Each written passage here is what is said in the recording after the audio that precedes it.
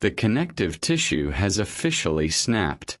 In Chapter 22, we're witnessing systemic fission, the moment the Republic of Central America ceases to be a single organism and breaks into isolated, dying parts.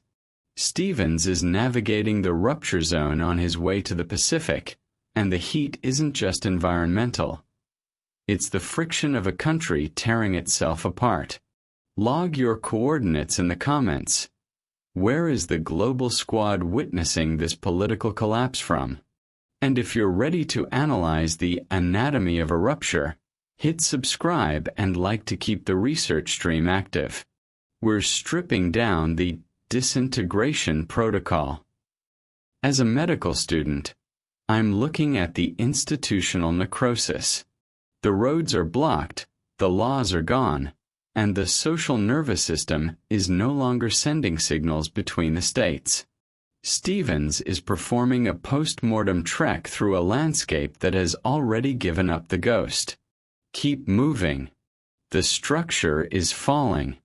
Let's move. Chapter 22. It was broad daylight when we woke, without any machete cuts, and still in undisturbed possession of the town. My first thought was of the mules. They had eaten up their cicate and had but a poor chance of more, but I sent them immediately to the river for water. They had hardly gone when a little boy ran in from the church and told us that La Gente were in sight. We hurried back with him, and the miserable beings on the steps, with new terrors, supposing that we were friends of the invaders, begged us to save them. Followed by 3 or 4 trembling boys, we ascended to the steeple and saw the Cachurecos at a distance, descending the brow of a hill in single file, their muskets glittering in the sunbeams. We saw that it was not the whole of Carrera's army, but apparently only a pioneer company. But they were too many for us, and the smallness of their numbers gave them the appearance of a lawless predatory band. They had still to cross a long plain and ascend the hill on which the town was built. The bell rope was in reach of my hand. I gave it one strong pull, and telling the boys to sound loud the alarm, hurried down. As we passed out of church, we heard loud cries from the old women in the house of the Curragh, and the old men and children on the steps asked us whether they would be murdered. The mules had not returned, and, afraid of their being intercepted in the street, I ran down a steep hill toward the river, and meeting them, hurried back to the house. While doing so, I saw at the extreme end of the street a single soldier moving cautiously, and watching carefully every house. As if suspecting treachery, he advanced with a letter directed to Colonel Angula. The captain told him that he must seek Angula among the mountains. We inquired the name of his commanding officer, how many men he had, said that there was no one to oppose him, and forthwith surrendered the town. The man could hardly believe that it was deserted. General Figoroa did not know it. He had halted at a short distance, afraid to make the attack at night, and was then expecting immediate battle. The general himself could not have been much better pleased at avoiding it than we were. The envoy returned, and in a short time we saw at the extreme end of the street the neck of a horse protruding from the cross street on the left. A party of cavalry armed with lances followed, formed at the head of the street, looking about them carefully as if still suspecting an ambush. In a few moments General Figoroa, mounted on a fierce little horse, without uniform but with dark wool saddlecloth, pistols, and basket-hilted sword, making a warlike appearance, came up, leading the van. We took off our hats as he approached our door, and he returned the salute. About 100 lancers followed him, 2 abreast, with red flags on the ends of their lances and pistols in their holsters. In passing, one ferocious-looking fellow looked fiercely at us, and grasping his lance, cried, "Viva Carrera!" We did not answer it immediately, and he repeated it in a tone that brought forth a response louder and more satisfactory from the spite with which it was given. The next man repeated it, and the next, and before we were aware of our position, every lancer that passed, in a tone of voice regulated by the gentleness or ferocity of his disposition, and sometimes with a most threatening scowl, put to us as a touchstone, Viva Carrera. The infantry were worse than the lancers in appearance, being mostly Indians, ragged, half-naked, with old straw hats and barefooted, armed with muskets and machetes, and many with old-fashioned Spanish blunderbusses. They vied with each other in sharpness and ferocity, and sometimes actually leveling their pieces cried at us, "Viva Carrera!" We were taken completely unawares. There was no escape, and I believe they would have shot us down on the spot if we had refused to echo the cry. I compromised with my dignity by answering no louder than the urgency of the case required, but I never passed through a more trying ordeal. Don Saturnino had had the prudence to keep out of sight, but the captain, who had intended to campaign against these fellows, never flinched, and when the last man passed added an extra Viva Carrera. I again felt rejoiced that the soldiers had left the town and that there had been no fight. It would have been a fearful thing to fall into the hands of such men, with their passions roused by resistance and bloodshed. Reaching the plaza, they gave a general shout of "Viva Carrera!" and stacked their arms. In a few minutes a party of them came down to our house and asked for breakfast, and when we could not give them that, they begged a medio or 6 pence. By degrees others came in until the room was full. They were really no great gainers by taking the town. They had had no breakfast, and the town was completely stripped of eatables. We inquired the news from Guatemala, and bought from them several copies of the part official of the Supreme Government, headed "Viva la Patria." Viva el General Carrera. The enemy has been completely exterminated in his attack upon the city, which he intended to devastate. The tyrant Morazan flies terrified, leaving the plaza and streets strewed with corpses sacrificed to his criminal ambition. The principal officers associated in his staff have perished, and eternal glory to the invincible Chief General Carrera, and the valiant troops under his command. They told us that Carrera with 3,000 men was in full pursuit. In a little while the demand for sixpences became so frequent, that, afraid of being supposed to have mucha plata, we walked to the plaza to present ourselves to General Figoroa, and settle the terms of our surrender, or, at all events, to define our position. We found him at the Cabildo quite at home with a parcel of officers, white men, mestizos and mulattoes, smoking, and interrogating some old men from the churches to the movements of Colonel Angula and the soldiers, the time of their setting out and the direction they took. He was a young man. All the men in that country were young, about 32 or 3, dressed in a snuff-colored cloth roundabout jacket and pantaloons of the same color, and off his war-horse and away from his assassin-like band, had very much the air of an honest man. It was one of the worst evils of this civil war that no respect was paid to the passports of opposite parties. The captain had only a San Salvador passport, which was here worse than worthless. Don Saturnino had a variety from partisan commandants, and upon this occasion made use of one from a colonel under Ferreira. The captain introduced me by the title of Señor Ministro del Norte America, and I made myself acceptable by saying that I had been to San Salvador in search of a government, and had not been able to find any.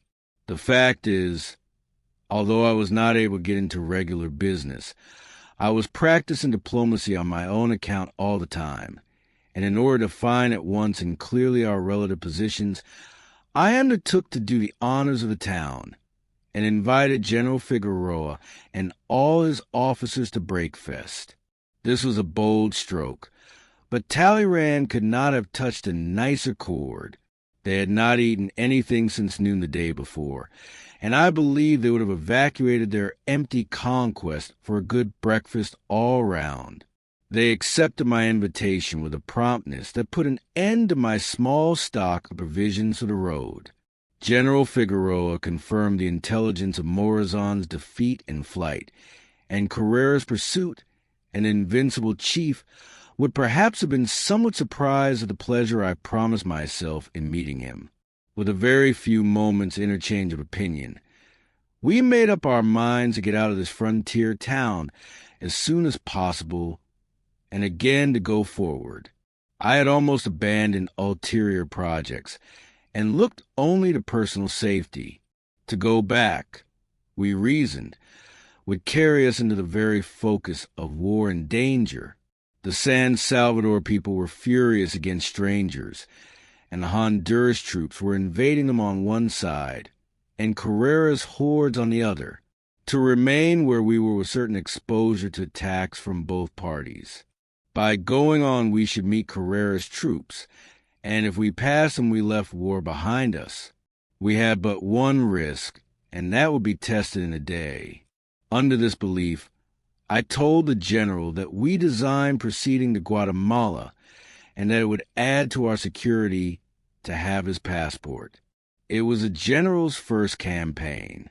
He was then only a few days in service, having set off in a hurry to get possession of this town, and cut off Morazan's retreat. He was flattered by the request, and said that his passport would be indispensable.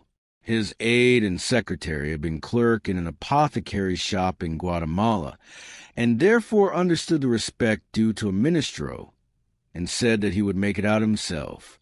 I was all eagerness to get possession of this passport. The captain, in courtesy, said we were in no hurry. I dismissed courtesy, and said that we were in a hurry, that we must set out immediately after breakfast. I was afraid of postponements, delays, and accidents, and in spite of impediments and inconveniences, I persisted till I got the secretary down at the table, who, without any trouble, and by a mere flourish of the pen, made me Ministro Plenipotentiario. The captain's name was inserted in the passport. General Figoroa signed it, and I put it in my pocket, after which I breathed more freely. We returned to the house, and in a few minutes the general, his secretary, and 2 mulatto officers came over to breakfast. It was very considerate in them that they did not bring more. Our guests cared more for quantity than quality, and this was a particular in which we were most efficient. We had plenty of chocolate, a stock of bread for the road, and some eggs that were found in the house. We put on the table all that we had, and gave the general the seat of honor at the head. One of the officers preferred sitting away on a bench and eating his eggs with his fingers. It is unpleasant for a host to be obliged to mark the quantity that his guests eat, but I must say I was agreeably disappointed. If I had been breakfasting with them instead of vice versa, I could have astonished them as much as their voracious ancestors did the Indians. The breakfast was a neat fit. There was none over, and I believe nothing short. There was but one unpleasant circumstance attending upon it, viz. General Figoroa requested us to wait an hour, until he could prepare dispatches to Carrera, advising him of his occupation of Aguachapa. I was extremely anxious to get away while the game was good. Of General Figoroa and his secretary we thought favorably, but we saw that he had no control over his men, and as long as we were in the town we should be subject to their visits, inquiries, and importunities, and some difficulties might arise. At the same time, dispatches to Carrera would be a great security on the road. Don Saturnino undertook to set off with the luggage, and we, glad of the opportunity of traveling without any encumbrance, charged him to push on as fast as he could, not to stop for us, and we would overtake him. In about an hour we walked over to the plaza for the dispatches, but unluckily found ourselves in a new scene of confusion. Figoroa was already in the saddle, the lancers were mounting in haste and all running to arms. A scout had brought in word that Colonel Angula, with the soldiers of the town, was hovering on the skirts of the mountain, and our friends were hurrying to attack them. In a moment the lancers were off on a gallop, and the ragged infantry snatched up their guns and ran after them, keeping up with the horses. The letter to Carrera was partly written, and the aide-de-camp asked us to wait, telling us that the affair would soon be over. He was left in command of about 70 or 80 men, and we sat down with him under the corridor of the quartel.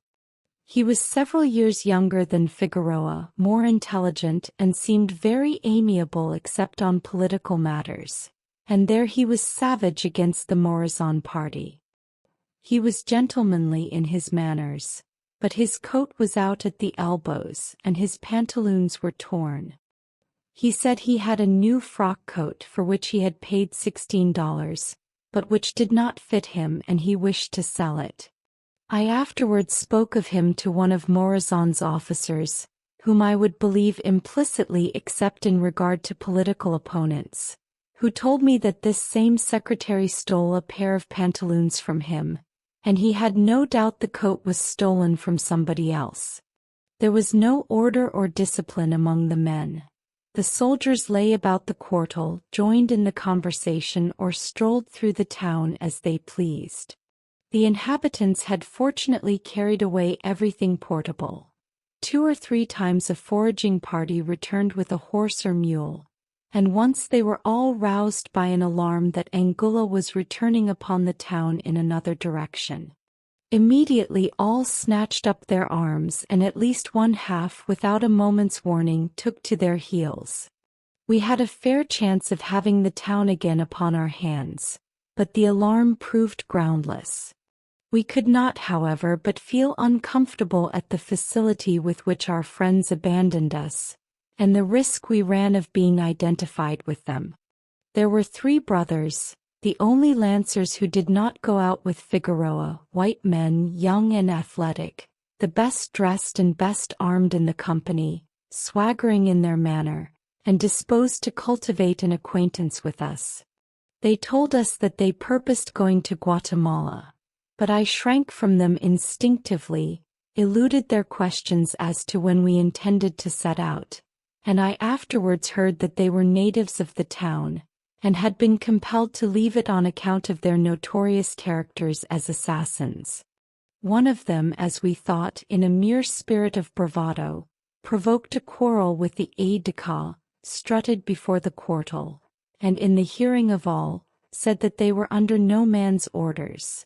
They only joined General Figoroa to please themselves and would do as they thought proper. In the meantime, a few of the townsmen who had nothing to lose, among them an alguazil, finding there was no massacring, had returned or emerged from their hiding places, and we procured a guide to be ready the moment General Figoroa should return, went back to the house, and to our surprise found the widow Padilla there. She had been secreted somewhere in the neighborhood, and had heard, by means of an old woman servant, of the general's breakfasting with us, and our intimacy with him. We inquired for her daughter's safety, but not where they were, for we had already found that we could answer inquiries better when we knew nothing. We waited till 4 o'clock, and hearing nothing of General Figoroa, made up our minds that we should not get off till evening. We therefore strolled up to the extreme end of the street, where Figoroa had entered, and where stood the ruins of an old church. We sat on the foundation walls, and looked through the long and desolate street to the plaza, where were a few stacks of muskets and some soldiers. All around were mountains, and among them rose the beautiful and verdant volcano of Chingo. While sitting there, 2 women ran past, and, telling us that the soldiers were returning in that direction, hid themselves among the ruins. We turned down a road, and were intercepted on a little eminence, where we were obliged to stop and look down upon them as they passed. We saw that they were irritated by an unsuccessful day's work, and that they had found agua ardiente, for many of them were drunk, a drummer on horseback, and so tipsy that he could hardly sit, stopped the line to glorify General Carrera. Very soon they commenced the old touchstone, Viva Carrera, and one fellow, with the strap of his knapsack across his naked shoulders, again stopped the whole line and, turning round with a ferocious expression, said, "You are counting us, are you?" We disappeared, and by another street got back to the house. We waited a moment, and, determined to get out of the town and sleep at the first hacienda on the road, left the house to go again to General Figoroa for his dispatches. But before reaching it, we saw new confusion in the plaza, a general remounting and rushing to arms. As soon as General Figoroa saw us, he spurred his horse down the street to meet us, and told us, in great haste, that General Morazan was approaching, and almost upon the town. He had that moment received the news, and was going out to attack him. He had no time to sign the dispatches, and while he was speaking the lancers galloped past. He shook hands, bade us goodbye, hasta luego, until presently, asked us to call upon Carrera in case we did not see him again, and dashing down the line, put himself at the head of the lancers. The loot soldiers followed in single file on a run, carrying their arms as was most convenient. In the hurry and excitement we forgot ourselves till we heard some flattering epithets, and saw two fellows shaking their muskets at us with the expression of fiends. But, hurried on by those behind, they cried out ferociously, "Estos piqueros otra vez!" Those rascals again! The last of the line had hardly disappeared before we heard a volley of musketry, and in a moment 50 or 60 men left in the plaza snatched up their arms, and ran down a street opening from the plaza. Very soon a horse without a rider came clattering down the street at full speed. 3 others followed, and in 5 minutes we saw 30 or 40 horsemen, with our friend Figoroa at their head, dash across the street, all running for their lives. But in a few moments they rallied and returned. We walked toward the church to ascend the steeple, when a sharp volley of musketry rolled up the street on that side, and before we got back into the house there was firing along the whole length of the street. We knew that a chance shot might kill a non-combatant, and secured the doors and windows. But finally, as the firing was sharp, and the balls went beyond us, and struck the houses on the opposite side, with an old servant woman, what had become the widow I do not know, we retired into a small room on the courtyard, with delightful walls, and a door 3 inches thick and bullet-proof, shutting which, and in utter darkness, we listened valiantly. Here we considered ourselves out of harm's way, but we had serious apprehensions for the result. The spirit on both sides was to kill. Giving quarter was not thought of. Morazan's party was probably small, but they would not be taken without a desperate fight. And from the sharpness of the firing and the time occupied, there was probably a sanguinary affair. Our quondam friends, roused by bloodshed, wounds, and loss of companions, without anyone control them, would be very likely to connect those rascals with the arrival of Morazan. I will not say that we wished they might all be killed, but we did wish that their bad blood might be let out, and that was almost the same thing. In fact, I did most earnestly hope never to see their faces again. I preferred being taken by any roving band in the country rather than by them, and never felt more relieved than when we heard the sound of a bugle. It was a Morazan blast of victory, and though sounding fiercely the well-known notes of de Galler, cutthroaty cutthroat, it was music to our ears. Very soon we heard the tramp of cavalry, and leaving our hiding place, returned to the sala, and heard a cry of Viva la Federacion. This was a cheering sound. It was now dark. We opened the door an inch or two, but a lancer riding by struck it open with his lance and asked for water. We gave him a large calabash, which another took from his hands. We threw open the door and kept 2 large calabashes on the silt, and the soldiers, as they passed, took a hasty draught. Asking a question of each, we learned that it was General Morazan himself, with the survivors of his expedition against Guatemala. Our house was well known. Many of the officers inquired for family, and aide-de-camp gave notice to the servant woman that Morazan himself intended stopping there. The soldiers marched into the plaza, stacked their arms, and shouted, "Viva Morazan!" In the morning the shout was, "Viva Carrera!" None cried, "Viva la Patria!" We waited till 4 o'clock, and hearing nothing of General Figoroa, made up our minds that we should not get off till evening. We therefore strolled up to the extreme end of the street, where Figoroa had entered, and where stood the ruins of an old church.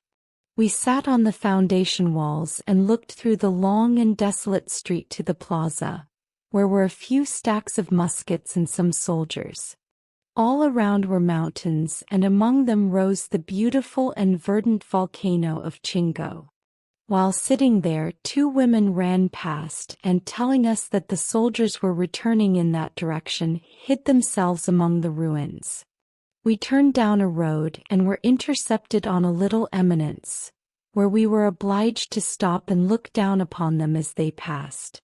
We saw that they were irritated by an unsuccessful day's work, and that they had found agua ardiente, for many of them were drunk. A drummer on horseback and so tipsy that he could hardly sit, stopped the line to glorify General Carrera. Very soon they commenced the old touchstone, "Viva Carrera," and one fellow with the strap of his knapsack across his naked shoulders, again stopped the whole line and turning round with a ferocious expression said, "You are counting us, are you?" We disappeared and by another street got back to the house.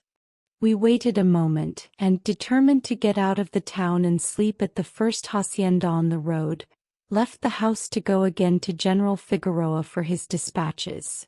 But before reaching it we saw new confusion in the plaza, a general remounting and rushing to arms. As soon as General Figoroa saw us, he spurred his horse down the street to meet us and told us in great haste that General Morazan was approaching, and almost upon the town. He had that moment received the news and was going out to attack him. He had no time to sign the dispatches, and while he was speaking the lancers galloped past.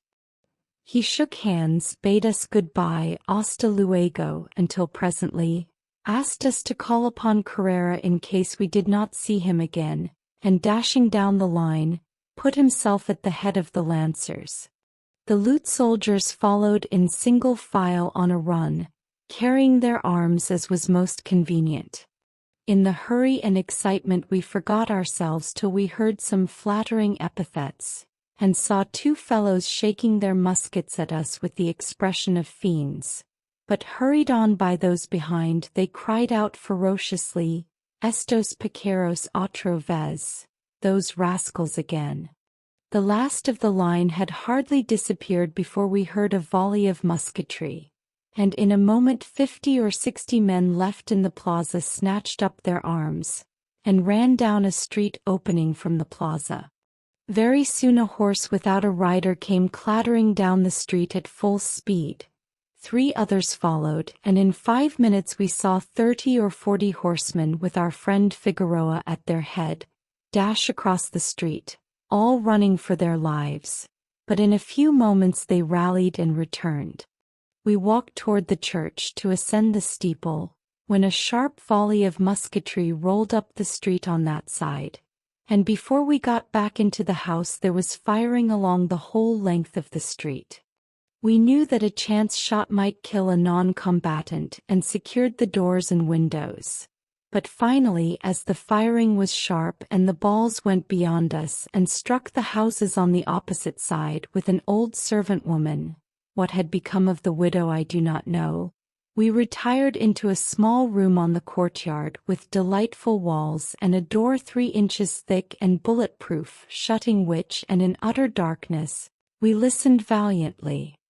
Here we considered ourselves out of harm's way, but we had serious apprehensions for the result. The spirit on both sides was to kill. Giving quarter was not thought of. Morazan's party was probably small, but they would not be taken without a desperate fight, and from the sharpness of the firing and the time occupied, there was probably a sanguinary affair.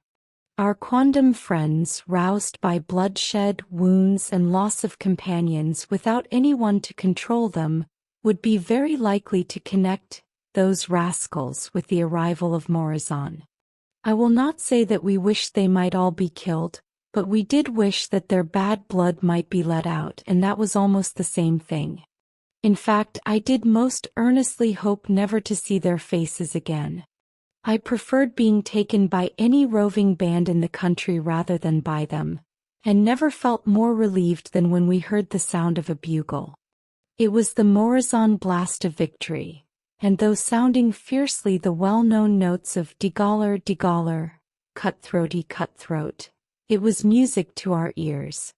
Very soon we heard the tramp of cavalry, and leaving our hiding place returned to the sala, and heard a cry of Viva la Federacion.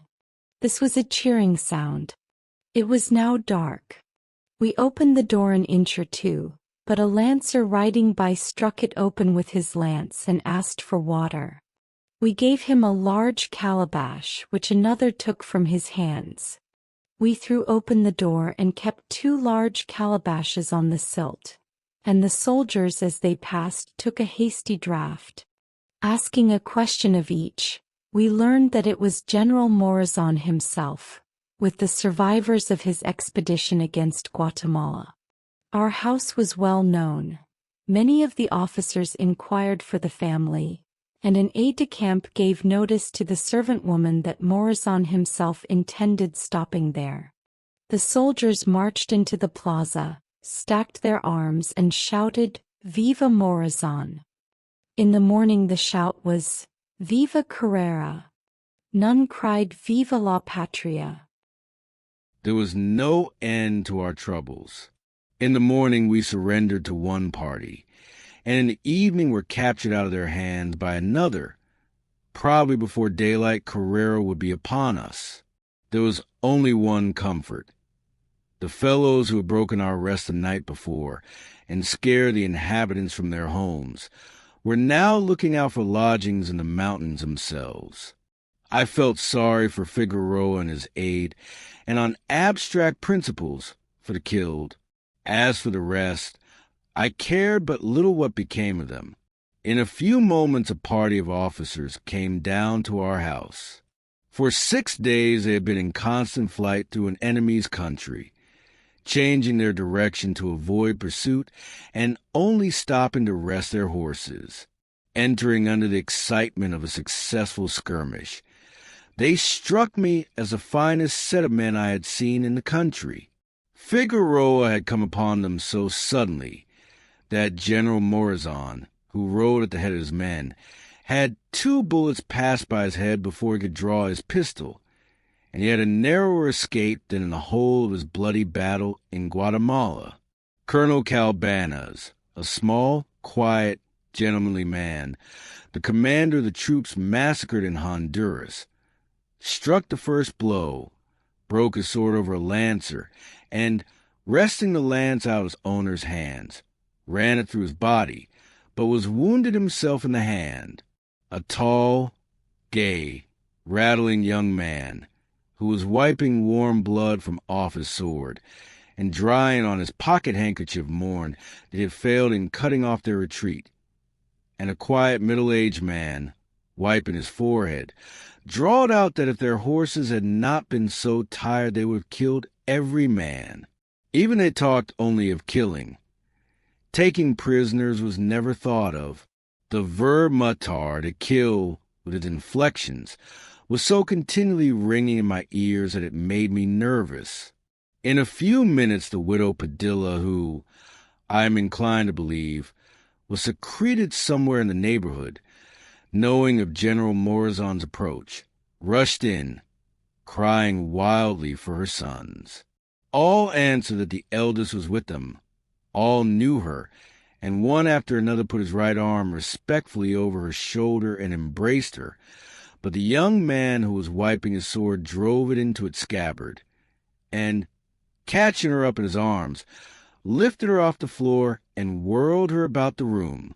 The poor old lady, half laughing and half crying, told him he was as bad as ever, and continued asking for her sons. At this moment a man about 40, whom I had noticed before as the only one without arms, with a long beard, pale and haggard, entered from the courtyard. The old lady screamed, rushed toward him, and fell on his neck, and for some moments rested her head upon his shoulder. This was the one who had been imprisoned by Carrera. General Morazan had forced his way into the plaza, broken open the prisons, and liberated the inmates. And when he was driven out, this son made his escape. But where was her younger and dearer son? The young man answered that he had escaped and was safe. The old lady looked at him with distrust and, calling him by his Christian name, told him he was deceiving her. But he persisted and swore that he had escaped. He himself had given him a fresh horse. He was seen outside the barrier, was probably concealed somewhere, and would soon make his appearance. The other officers had no positive knowledge.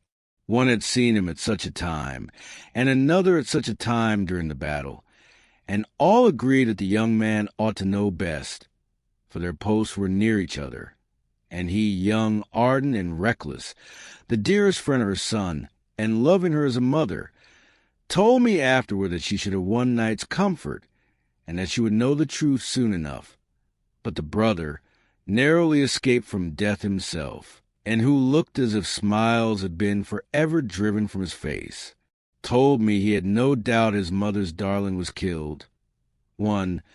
During these scenes the captain and I were not unnoticed.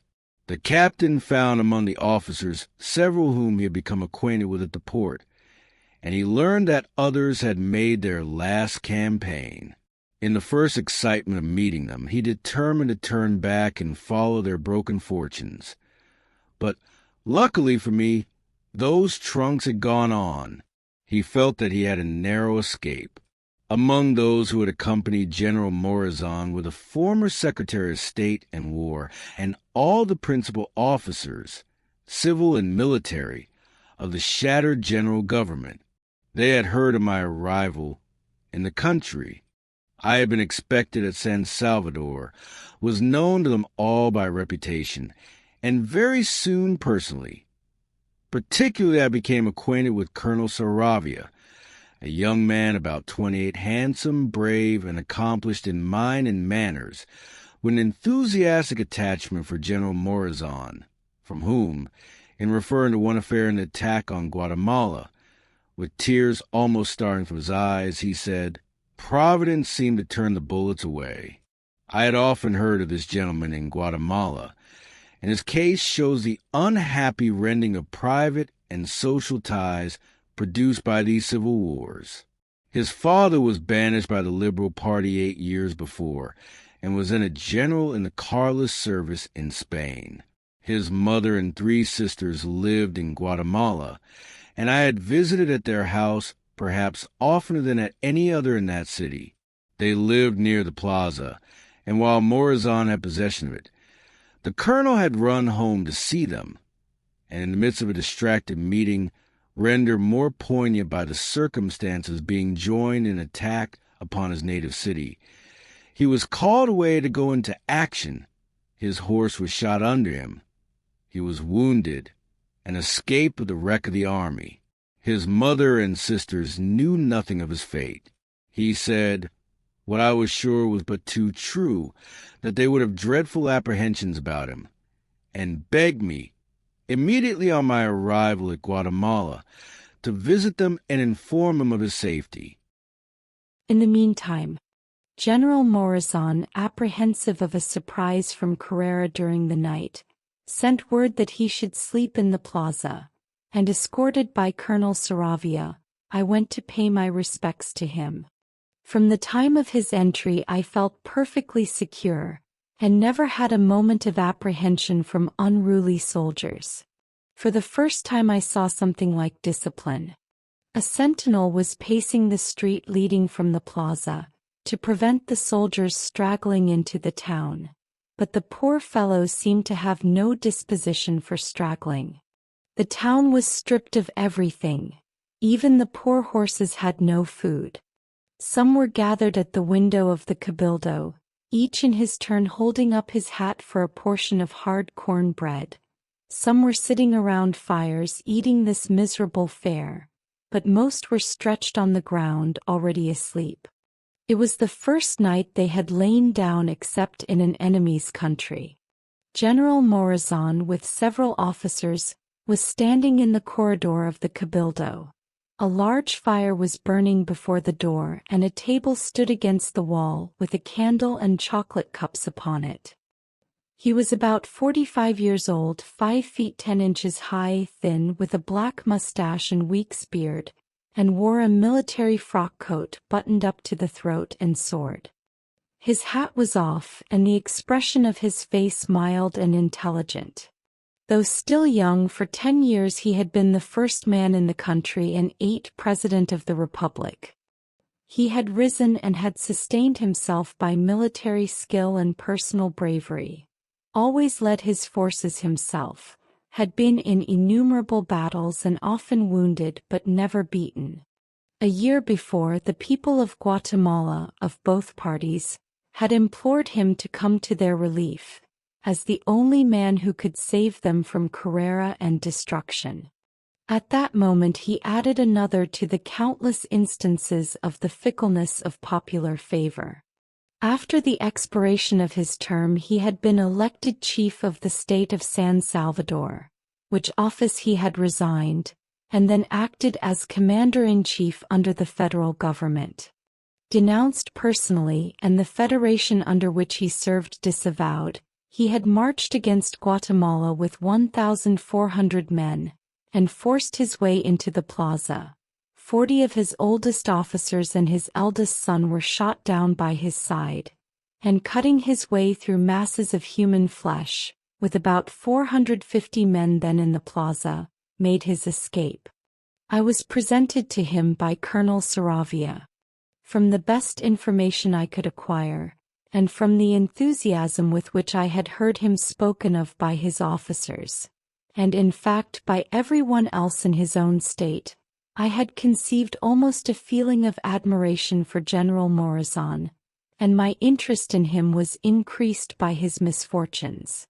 I was really at a loss how to address him, and while my mind was full of his ill-fated expedition, his first question was if his family had arrived in Costa Rica, or if I had heard anything of them.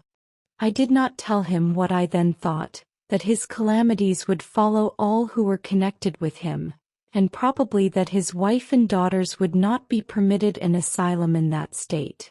But it spoke volumes that, at such a moment, with the wreck of his followers before him and the memory of his murdered companions fresh in his mind, in the overthrow of all his hopes and fortunes, his heart turned to his domestic relations. He expressed his sorrow for the condition in which I saw his unhappy country, regretted that my visit was at such a most unfortunate moment, spoke of Mr. de Witt and the relations of that country with ours, and his regret that our treaty had not been renewed, and that it could not be done now. But these things were not in my mind. Feeling that he must have more important business, I remained but a short time and returned to the house. The moon had risen and I was now extremely anxious to set out, but our plans were entirely deranged. The guide whom we had engaged to conduct us to the Rio Paz was missing, and no other could be found.